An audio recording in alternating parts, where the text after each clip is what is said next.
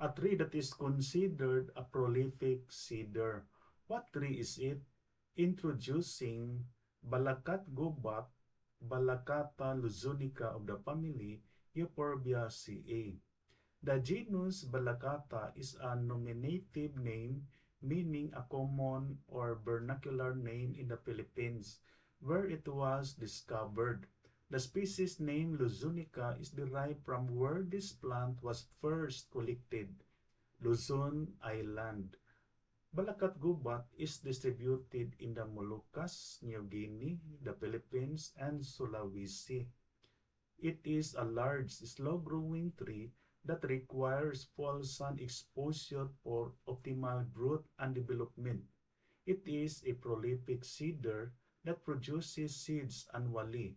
Its wood is suitable for plywood, particle board production, crates, and boxes.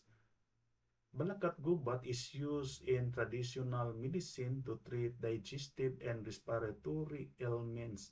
It is also used as an ornamental plant in gardens. This is marks caring for the environment is not only a choice but a responsibility. Our efforts, even if small, when combined, can make life for a better future.